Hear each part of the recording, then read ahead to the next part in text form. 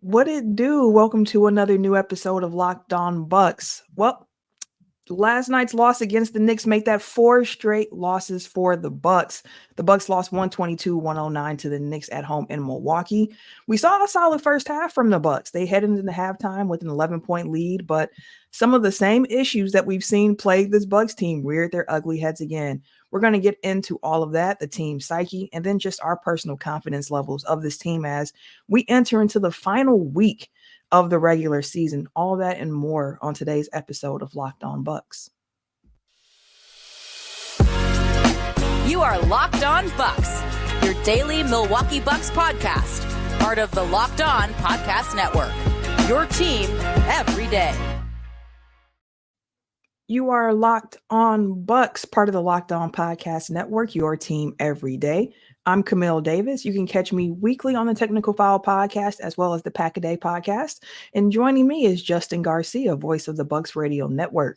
We appreciate you tuning in and we thank you for making Locked On Bucks your first listen every day. We are free and available wherever you get your podcast as well as on YouTube.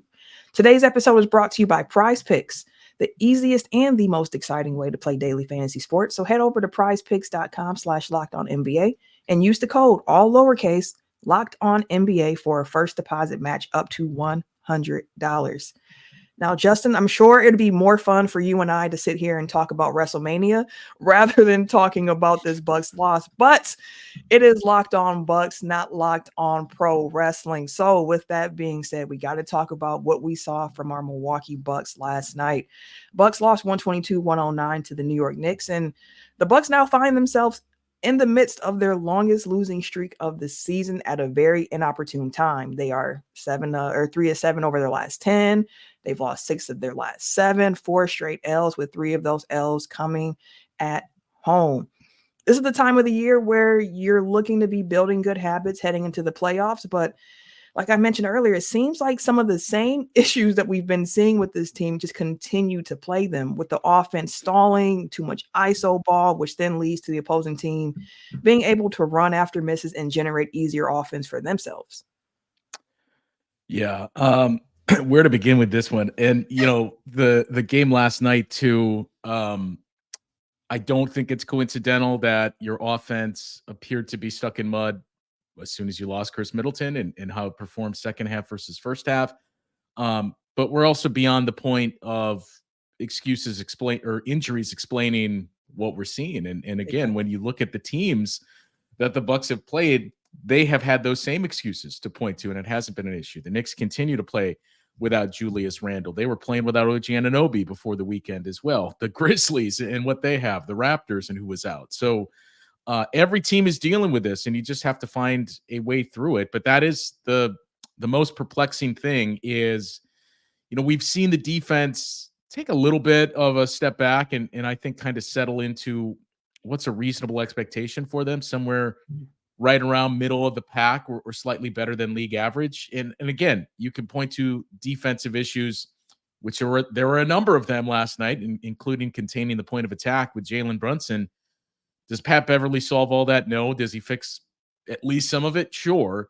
But this is just the deck that you've been dealt. So Doc even joked about it before the game of, it's when he was asked about having Chris and Dame and Giannis on the floor together, it's great, but we got to start winning these games. And I'd also love for this to be sustained and not just one game, because for the last, 3 weeks, Camille, it seems like somebody enters, somebody else exits. And if it weren't for bad luck, Chris Middleton apparently would have no luck at all.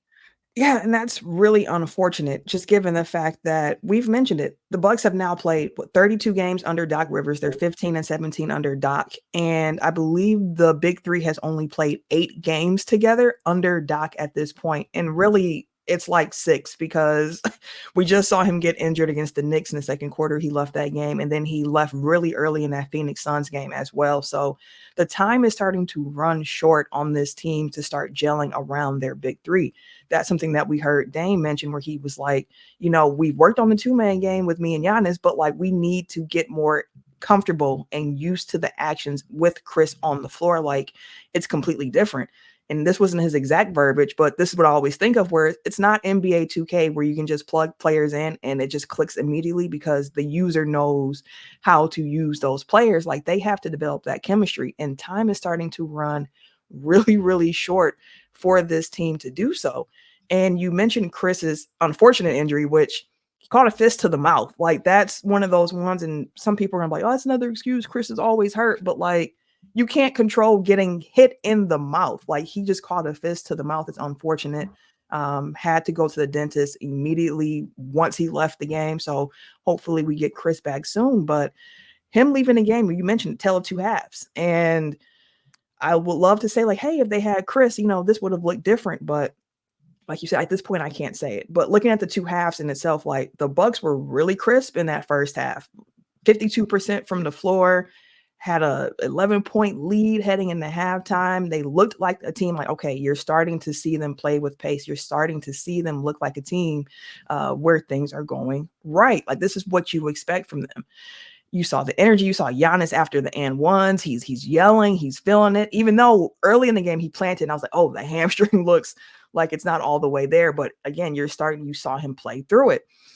Third quarter, though, the Bucks began 1 of 6 from the field, turned it over 3 times, and then it was a 6-minute stretch where you saw the Knicks just take the lead. And unfortunately for the Bucks, that once the Knicks got that lead, they never gave it back. Doc Rivers mentioned he thought they came out flat and how he used 2 timeouts really quick. And I wish I knew why we did, but we did. Like, Yeah. It seemed like he was at a loss for like how it was so different come the third quarter for this team. And you look at that third quarter, like, the Knicks had a 39-point third quarter on the Bucks. I mean, the Bucks were slightly under 50% for the quarter, but it didn't matter because the Knicks were blistering hot, like shooting 74% from the field. So it's one of those games where you're looking at it and you have high hopes based on the first half. And then the second half, you see them again revert to that more ISO based heavy offense.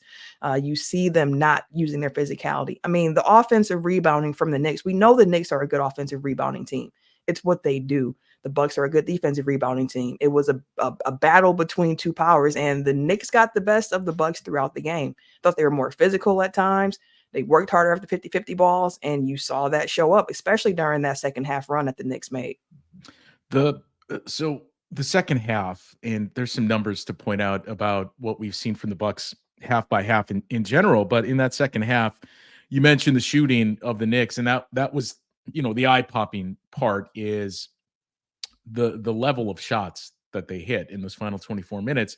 Third quarter, especially when they seized the lead and never gave it up, it was really 3 guys that did all the damage of those 39 points that you mentioned. 32 of those 39 came from Dante DiVincenzo, Jalen Brunson, and Isaiah Hartenstein. And so Jalen Brunson was just beating whoever it was tasked with defending him, getting into the paint, getting his floaters, getting whatever he wanted. And if the Bucks did have somewhat of an answer, then he had that 2-man game with Isaiah Hartenstein, Dante DiVincenzo.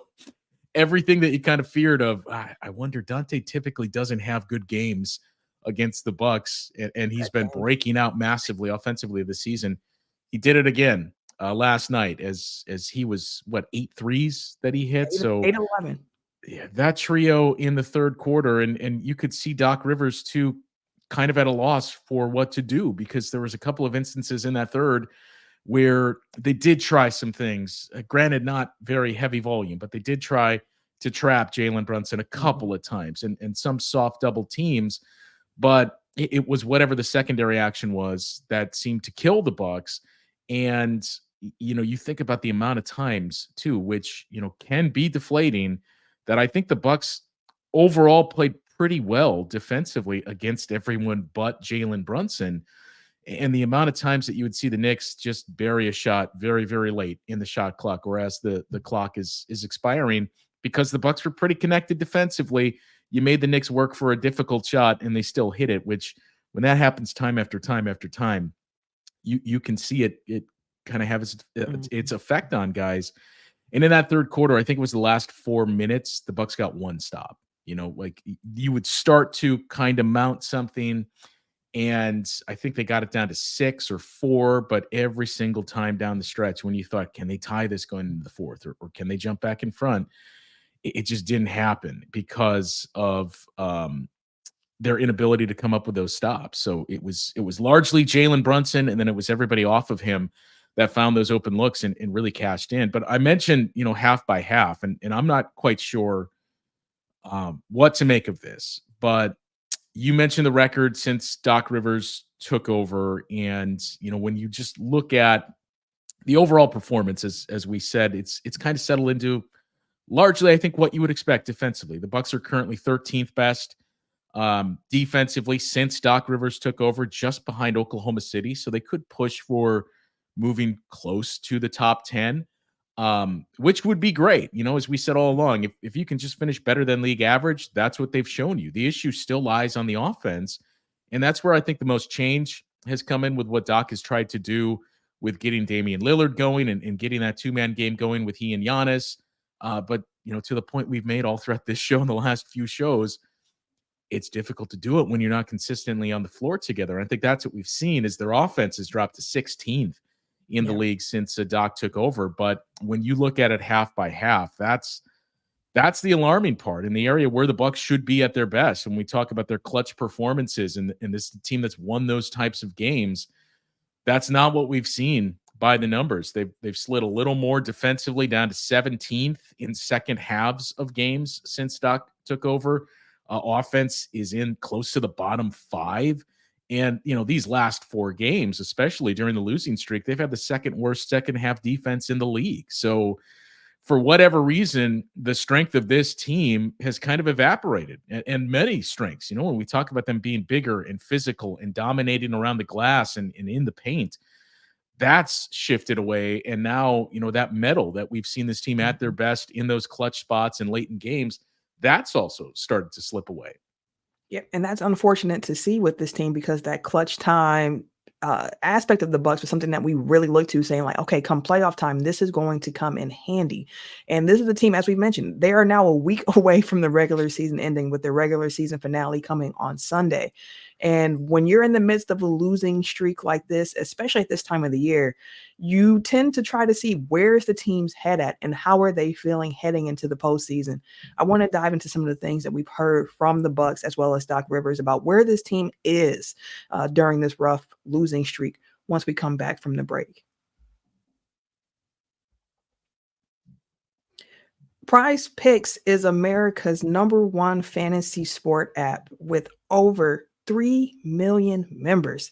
It is the easiest and the most exciting way to get in on the action while you watch your favorite sports and players. You just pick more than or less than on 2 or more player stats and you watch the winnings roll in. You can now also win up to 100 times your money on Prize Picks with as little as 4 correct picks. That means you can turn $10 into $1,000 between basketball, hockey, college basketball, baseball, even some esports entries on Prize Picks. Prize Picks has something for every sports fan. Like I mentioned, you can get basketball, hockey, League of Legends, everything in between. Like one ticket, you could have LeBron James, Connor McDavid, and Jude Bellingham all in the same entry. Prize Picks is the best way to get in on the action on sports in more than 30 states across the country, including California, Texas, Georgia, and of course, Wisconsin. Download the app today and use the code LOCKEDONNBA for a first deposit match up to $100. Again, download the app today and use the code LOCKEDONNBA for a first deposit match up to $100. Prize Picks. Pick more, pick less. It's that easy.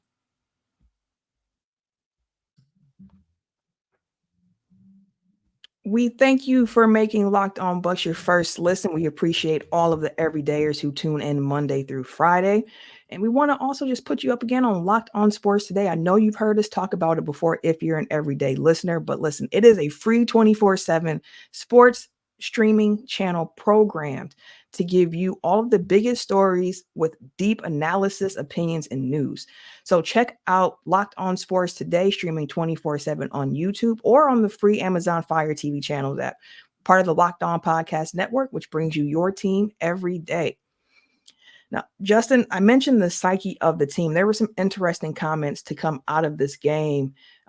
Again, in the midst of a 4-game losing streak, the longest one of the season, Giannis mentioned it doesn't feel too good. It's not a good feeling. And he mentioned this kind of environment where the team doesn't feel right. And he also mentioned the fact, like, hey, you look around, like, it doesn't feel like we have our joy. You heard Pat Connaughton mention, like, we're a little bit too tight. We don't have the same joy that we've had before. Like, Giannis was asking, like, when's the last time you saw the bees boogie? Or Pat Connaughton knocking down a three and doing a celebration, wiping it across the chest. When do you see Jay knocking down a three and doing his little back pedal? Or even he mentioned, like, when's the last time you saw me, like, really dunk and, like, scream with emotion? Like, he said it's almost like we're just going through the motions and we got to find our joy back. And that is absolutely true. But I had to laugh a little bit when I saw him mentioning those specific examples, because it's like the reason we're not seeing Bees and PC and Jay doing those celebrations is because the three ball has been really hard to come by for those guys in particular so far early on in the month of April. Like, Malik Beasley shooting 29% from three on 7 attempts a game. He's 42% on the season. Pat Connaughton's 22% over the last 4 games, and he's a 35% shooter from three. And Pat Connaughton's also been shooting 6.8 attempts over the last 4 games. He's been really getting those threes up, like a little bit more than double of what you normally see Pat Connaughton putting up in a game. Jay Crowder's been 18% from three on 2.8 attempts. Dame's only played 2 games so far this month, but he's shooting 26% on 9.5 attempts from three. Like, the three ball's not falling, so that's part of it. But you hear other things from the team, like Bobby Portis mentioned, like, we just got to stick it out and take the punches. Like, things aren't always going to go your way, and we got to push through it. Dame was like, it might sound crazy, but I feel kind of good. Like, I hate how the past couple of weeks have gone, but like, I look at who I have in this locker room and I believe in what we have. So you're hearing the team mention, like, we know it's a rough time and we understand that this can happen during the course of a season, but we can't give up and we got to keep pushing through. And we also have to find a way to play with some joy. Yeah. And that's, look, again, it may sound as though we're being too optimistic or looking for excuses, but that's, again, the other thing to point out is some of the shooting numbers. And I wouldn't even say variance, because the Bucks have been fortunate, but I don't think they've had a lot of shooting luck in terms of what the opponents have done. They haven't had bad luck either. They've just, kind of been what you would expect, but they've had some pretty bad luck recently in terms of what they're doing. During the losing streak, I think it's like 31% that they're shooting, and it's been good looks. I think a lot of times in the radio broadcast, we kind of get tired of saying it too. Of like, well, I just said it 2 minutes ago, but another very good look that just didn't go down. And think about the amount of them that you saw last night that were rimming in and out, or 3/4 of the way down and came out. That's the thing, though, is if we're just going to distill this, I know there is still a lot of confidence in that locker room. I know there's not with Bucks fans. And Camille, like you and I talked about, I think last week, we were hoping we were past this by now. But as we said, there's nothing either of us can do to talk you out of one opinion. I think for every piece of good that you can point to and reasons for optimism, I suppose is the word you would use now, but confidence of, hey, here's what they do against the best teams. Here's what they do when they have all their guys together. For as many of those instances as there are, there's just as many on the negative end of the spectrum. So this is kind of a choose your own adventure approach for this team going into the postseason, whichever side you fall on. I can't really disagree, because of what we've seen on both ends. But that's the discouraging part, is you're getting clean looks from guys that you want to get those looks. Malik Beasley, Dame was 1 of 7 or 1 of 8 from three last night as well. And with the changes to this team, I think it's one thing that is probably going to be in the back of a lot of Bucks fans' minds. You didn't see a whole lot of Malik Beasley for a couple of games during this losing streak. Last night, it was largely due to foul trouble. But I think Doc Rivers, when he talked about playing Andre Jackson Jr. the other night against the Raptors, and going with guys that I could see were giving me that energy, I think it was a blurred shot at Malik Beasley because of the minutes that we didn't see him play.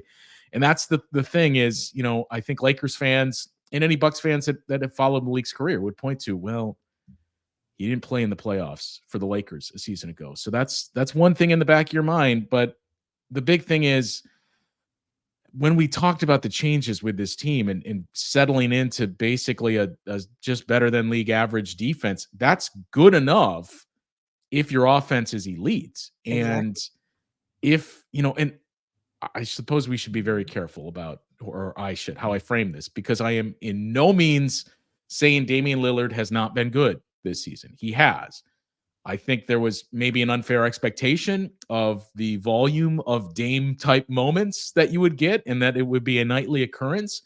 But if Damian Lillard is the guy last night that was 1 of 7 on threes and scored just 23 points, unfortunately, I don't know what the ceiling is for this team. You're going to need more than that given the shifts to this roster.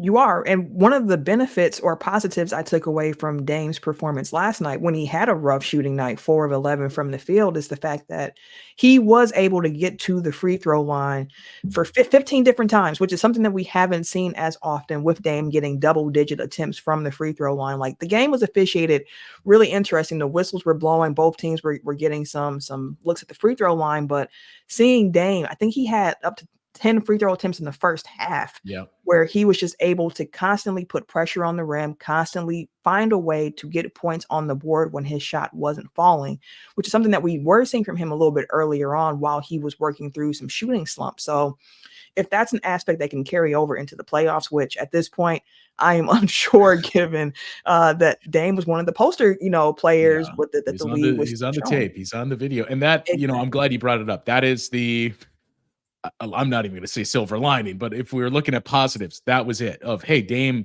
2 games in a row getting to the free throw line at a high volume. It's the first time he had 10 or more free throw attempts in back-to-back games since late November. So, we've talked before on the show of he's been impacted by the way the game's being officiated the most, and I Mhm. think those numbers really show that. So if this is a trend now that he's getting back there, that's not your cure-all, right? But that's going to do a lot of things to help your half-court offense. Absolutely. And we had a good Bobby Portis game off the bench as well last night. Like, without Bobby Portis, like, that game would have been out of hand Yeah, I'm a glad you lot brought him earlier. up.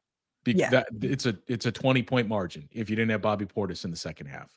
Absolutely, absolutely. So some silver linings. We saw Giannis play through the injury. We saw him get some pretty big finishes there, but again, still didn't look quite right yet. And still, he was flirting with a triple double in last night's loss. So, I mean, like you mentioned, with this team, you can look at it and say, "Hey, I'm an optimist. I see a path where they can win it." You can look at it and be like, "This team is getting put out in the first round."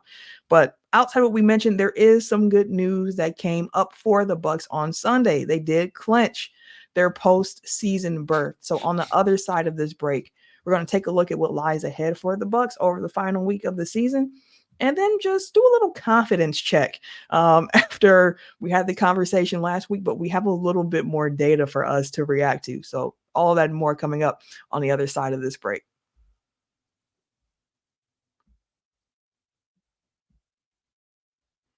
When you're hiring for your small business, you want to find quality professionals that are right for the role. That's why you have to check out LinkedIn Jobs. LinkedIn Jobs has the tools to help you find the right professionals for your team faster and for free.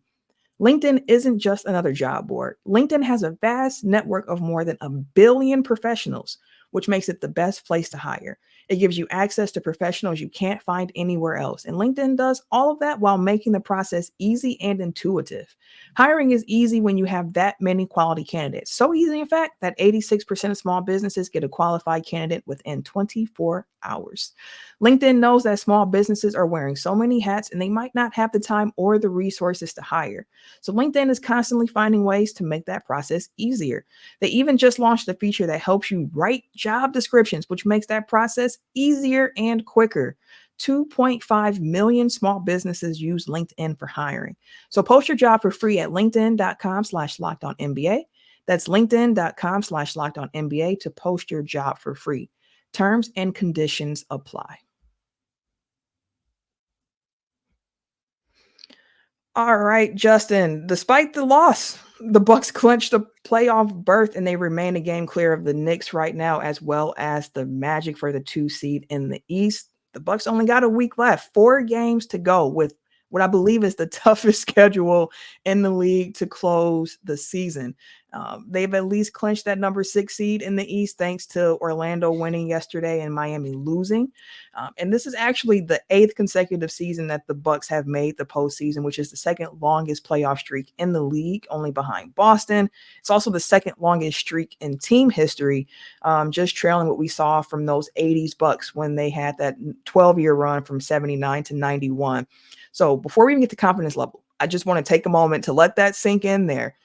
Because if I know you remember, but just 10 years ago, watching these Bucks teams when you're a perennial 8 seed and that's like your ceiling and trying to be there, being able to experience a championship, having it be the 8th season in a row where the Bucks are going to the playoffs and looking like, hey, they got a shot at winning it this year. Although there are a lot of different factors going on that might affect the confidence levels. And with all of that being said, I always just want to take a time when I can to look at that bigger picture of where Bucks basketball is as a long-suffering fan of the franchise, where you'd go out to the bar and they're playing high school sports. You're like, hey, can you cut the Bucks on? And it's like, why? All right, fine, I will. But like, why do you want to watch this? So it's always nice for me just to kind of take a step back and remember that, especially because we don't know how much longer this particular era of Bucks basketball will continue.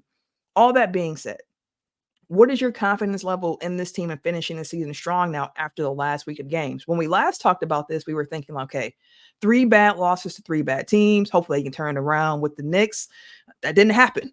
And now the Bucks are looking to finish their season up against the Celtics at home, followed by the Magic at home, which are their 2 last regular season games at Five Star Forum. And then they finish on the road against the Thunder and the Magic.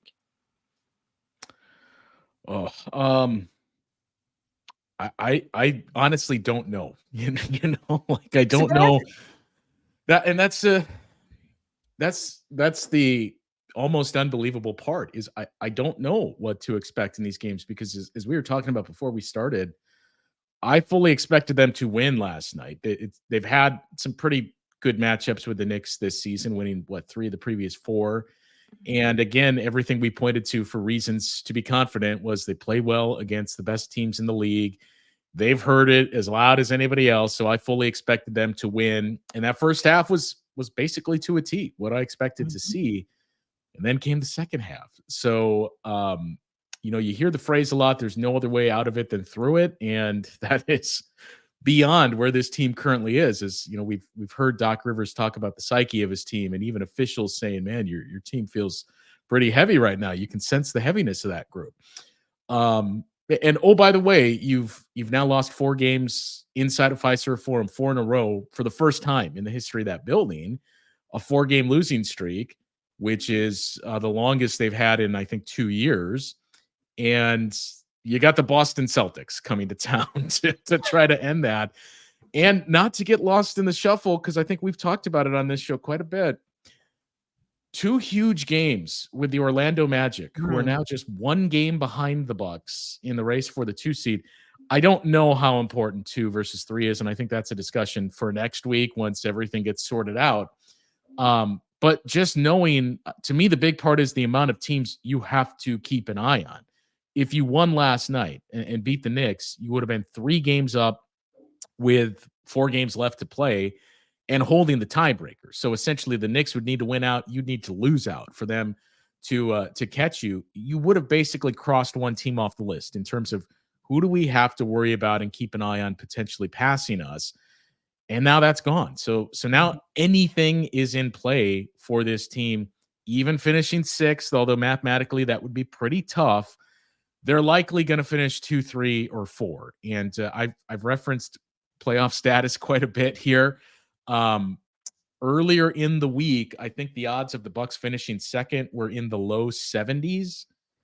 It is now 41%. Like, that's how much they've dropped in the span of 5 days. So by the numbers, they still have the best chance of any team to get the 2 seed, but it was almost a formality. And now it's less than a 50-50 proposition there. So in terms of, who are they going to draw? I think that is not the conversation, and that's not what you were doing, but that's not the conversation that any of us should be having. The big conversation is, how do you turn this around and how do you get moving in the right direction? Because, I still feel like this team, I think at this point, clearly has the lowest floor and maybe the highest ceiling of any of those teams that you would look at as these are true contending teams, where I could easily see the Bucks losing a first round series again, depending on the matchup and depending on if this is the version of the group we're seeing going into the playoffs, and certainly health a big part of it.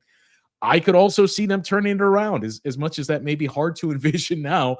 I could see them doing that and playing like we've seen for larger stretches of this season and even stretches under Doc Rivers. So I don't know what to make of these final games, and really anything is in play. But the big piece of it is, from this point forward, I hesitate to even speak in absolutes, but you can't have a losing record in these final 4 games, right? And even 500, I think, as challenging as this stretch of scheduling is, I don't think you want to go into the playoffs having lost what it would essentially be, because now it's 6 of 9, I think, that they've lost, or somewhere 6 of the around last that. 7. Yeah. Even better. You don't want to go into the playoffs where it's, hey, they've lost 9 of their last 11 games. Like, that is not going to inspire confidence anywhere. I think there's a conversation of, is this maybe a good thing that you're kind of throwing teams off the scent and there's no expectations? Maybe, but the big thing is just you got to get healthy. And I think at this point, it's unfortunately a pipe dream to say we're going to have all these guys available and get some runway going into the playoffs. You'll hope for 4 games you'll have it. We'll wait to see what Chris Middleton's status is and when Pat Beverly can come back. Doc Rivers said again before the game, wasn't serious. If it was a playoff game, he could play. But we'll see how soon that means he's back on the floor, because I think ideally these final 4 games, even if you go 2-2, but you look much better, you got all the guys on the floor together for these 4 games, so you're starting to build some of those things. That's really the hope of what you can get here going into the playoffs. You want to see the process looking good. You really want to see that. And to your point about health, Doc Rivers mentioned that as well before the games, where he was like, I'm not really a standings watcher. Like, I know we have to win the games, and if you win, then everything takes care of itself. And we're not trying to lose, which just to pause on that thought, because I do see people saying like, oh, the Bucks are just losing because they want to duck Miami, or they want to duck whatever.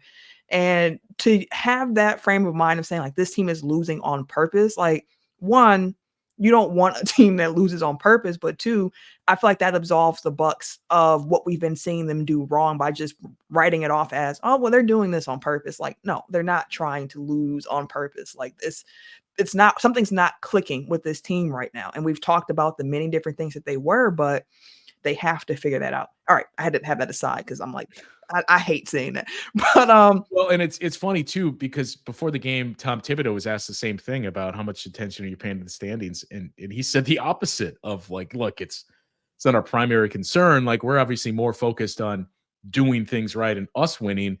But yeah, I mean, you have to pay attention to what's going on. So it was somewhat refreshing to hear a coach take that and say, well, yeah, obviously we're paying attention to see who lost last night and who won. Yeah, it's no surprise that Tibbs was on that energy, because he's been playing his guys playoff minutes for like the last few months as it is. So they're definitely get ready for it. But the East is going to be tough. That first round matchup is going to be tough. So like, you want to win now.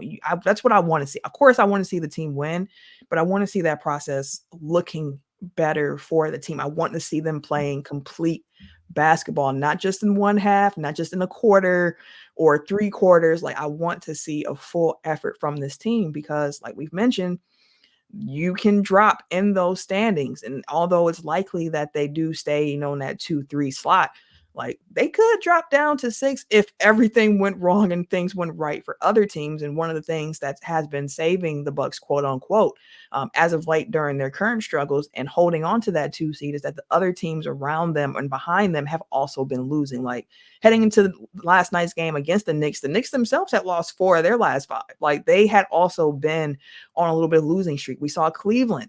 They were up big on the Clippers on Sunday, and then 26. They lost that game. Yeah, like the Sixers, like it's been a lot of teams that are close, but they're losing, so it helps the Bucks out. But you can't rely on others to continue doing that for your spot in the standings. You want to be playing your best basketball. We didn't see it last week. they have another week now to try and make that right. So again, the Bucks finish up with Boston, Orlando, Oklahoma City, and then Orlando. They have Boston on Tuesday night in Fiserv Forum. Would love to come on that post-game show with Frank and be talking about how the Bucks beat the Celtics and how this is the start of a turnaround possibly, but only the Bucks can write that story themselves. So we will see how that plays out. But before we wrap up, some good news for Locked On Bucks listeners, because we do like to try to end on a lighter note when we can, especially amongst a losing streak like this. But we have confirmed we will be having Kane Pittman on the show. This is no more close. Like it is on the docket. So you should have a pretty fun episode with Kane on the show coming at you early this week. So want to end on that note, give you guys something positive to hold on to, because the Bucks haven't been inspiring too much confidence themselves. Although we should point out we confirmed that before the Knicks game, so who knows if he's gonna back out now. Yeah, I mean, fingers crossed, y'all. Fingers crossed. But we're hoping to get Kane on. That should happen this week. So look for that coming up. We'll also be back with some post game to cover that Celtics and that Magic's game this week. So a lot of good information, a lot of good content coming your way on Locked On Bucks. So make sure you guys keep it locked in. For Justin, myself, we'll catch you guys later.